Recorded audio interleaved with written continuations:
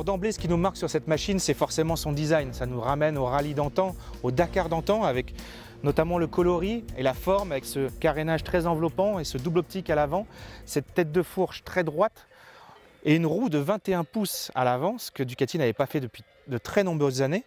On a une forme générale qui rappelle les anciens trails et notamment la fameuse Cagiva Elephant. Quand Ducati nous a présenté ce trail, ils nous ont dit tout de suite que c'était un trail polyvalent, dans le sens où on pouvait faire beaucoup d'off-road avec, mais qu'on pouvait aussi rouler au quotidien.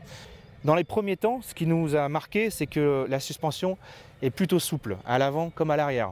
Le débattement de la fourche, forcément avec la roue de 21 en plus, est assez important. C'est assez déstabilisant au début, mais finalement, quand on commence à rouler, on se rend compte que c'est très bien équilibré. Les deux suspensions travaillent en parfait accord et la répartition des masses est vraiment idéale, avec un cadre très bien développé et un moteur en position centrale qui permet d'avoir un centre de gravité assez bas. Ensuite, ce qui nous a vraiment plu, c'est que quand on s'assoit sur la moto, on a vraiment une position idéale pour rouler en mode tourisme. Le guidon est assez haut, assez large, il rentre un tout petit peu et on est très bien assis. On a aussi de la place pour le passager.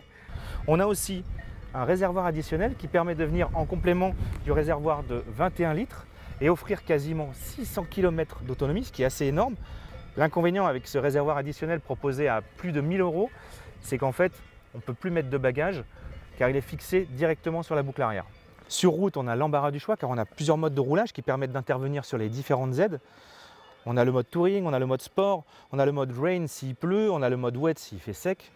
Et tout ça permet de combiner toutes les aides électroniques dont bénéficie cette machine, car il faut savoir que la Desert X est gavée d'aides électroniques. C'est un peu ça sa force.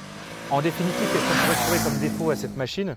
Alors peut-être l'inclinaison du dashboard, l'écran, on aurait bien aimé qu'il puisse s'incliner parce que quand on est en off-road, on a souvent tendance à être debout. Mais bon, ça fait partie du peu de défauts.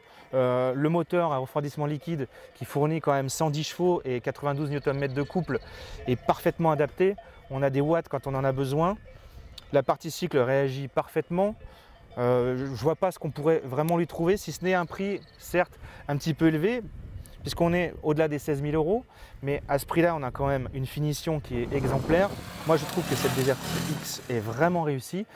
Très peu de défauts, je suis prêt à partir faire le Dakar avec, reste juste à avoir un tout petit peu plus d'entraînement.